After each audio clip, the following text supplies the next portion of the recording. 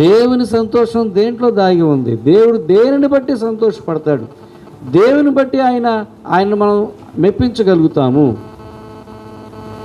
అన్నది ఈరోజు మీకు ఇంకా స్పష్టంగా లేఖనానుసారంగా తెలియజేస్తారు. కొంతవరకు మీకు అవగాహన ఉంటుంది, తెలుసు. అయినా లేఖనాలను బట్టి మనం చూసుకుంటాం. 69వ కీర్తన 30వ వచనం 31వ వచనం చదువుకుందాం. 69వ కీర్తన పేజీ నెంబర్ 487.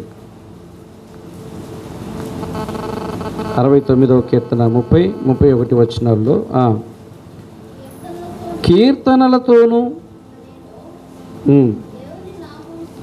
నేను దేవుని నామమును స్తుతించెదను అంటున్నాడు. ఎవరు? భక్తుడు.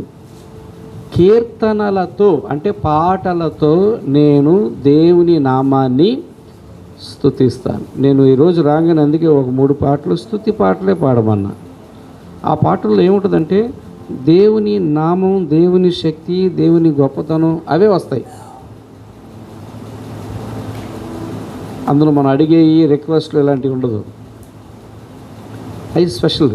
ఆయన ఆరాధించడానికి పాడే పాటలు కొన్ని ఉంటాయి, స్తుతించడానికి స్తుతి పాటలు అంటారు వాటిని. సరే, కీర్తనలతోనూ నేను దేవుని నామమును స్తుతించెదను. రెండోది కృతజ్ఞతాస్తుతులతో నేను ఆయనను ఘనపరచెదను.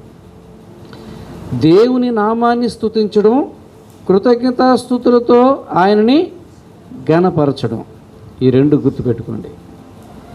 ఒకటి దేవుడు ఏమై ఉన్నాడో ఆయన నామాన్ని స్తుతించడం, రెండోది ఆయన మనకు చేసిన మేలును బట్టి కృతజ్ఞతతో స్తుతించడం. ఇప్పుడు ఒక వ్యక్తి, మీకు తెలిసిన వ్యక్తి మీకు ఎదురొచ్చాడనుకోండి, లేకపోతే ఒక వ్యక్తిని మీరు కలిశారనుకోండి, హలో బాగున్నారా అంటారా, లేకపోతే షేక్ హ్యాండ్ ఇచ్చి థ్యాంక్స్ అండి అంటారా? హలో బాగున్నారా అంటారు. మరి థ్యాంక్స్ ఎప్పుడు అంటారు?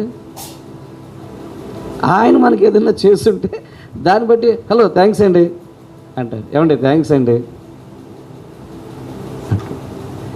కాబట్టి ఆయన ఏమై ఉన్నాడో దాన్ని పలకరించడం హలో అయితే, ఆయన మనకి ఏం చేసాడో దాన్ని బట్టి పలకరించడం అనేది థ్యాంక్స్, కృతజ్ఞత చెప్పడం. కాబట్టి ఇక్కడ భక్తుడు ఏం చేస్తున్నాడంటే కీర్తనలతో నేను ఆయన నామాన్ని స్తుతిస్తాను, కృతజ్ఞతాస్తుతులతో నేను ఆయనకు ఘనపరుస్తాను. ఇవి